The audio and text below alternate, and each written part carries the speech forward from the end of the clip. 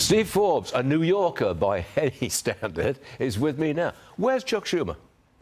Good question. Where's Waldo? And in this case, this is a man who proclaims for decades that he's a true friend of Israel.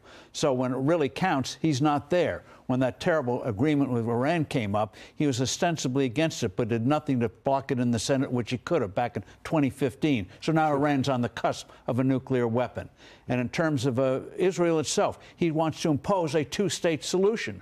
Two states means two states want to coexist. They gave Hamas control over Gaza, gave Gaza independence. Hamas took over, and we see what a two-state solution means. So Chuck Schumer talks a good game, but when it comes to action, effective action, he's missing in action. I think he's held captive by domestic politics.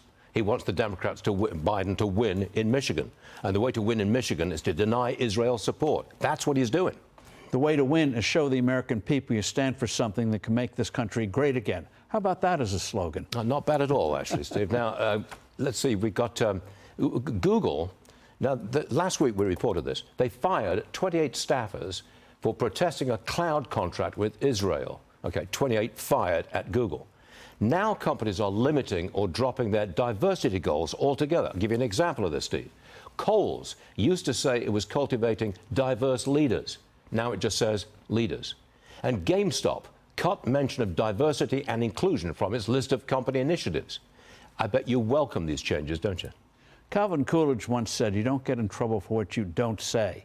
It's one thing to try to get a wide pool of applicants, one thing to try to mentor people to bring them into the regular workforce and things like that, but quite another when you impose quotas. What the Supreme Court did in terms of that Harvard case in terms of quotas, I think is reverberating in the boardrooms. Even though the boardrooms weren't directly hit by the case, they know they're next, that lawsuits are coming. Lawsuits have already been filed.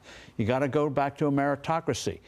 Cultivating people is one thing, quotas is quite another. You know, in my editorial there, I said that Democrats run New York and they've run it into the ground. Am I being too harsh?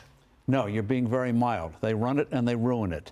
And I think someday voters in this town will wake up again, just as they did in the 1980s and 1990s, when elected mayors who took a bankrupt city and made the city great again. Yeah, it's hard to remember, isn't it? But it's true. 25 years ago, this became a Republican-run city.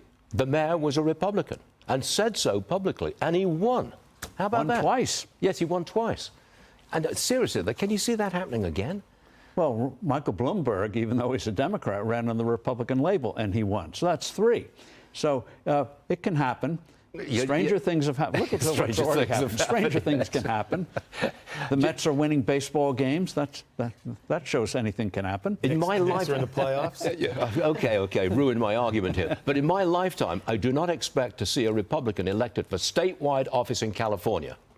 My lifetime. So my life expectancy is somewhat limited, but nonetheless, I don't expect to see a Republican in California win.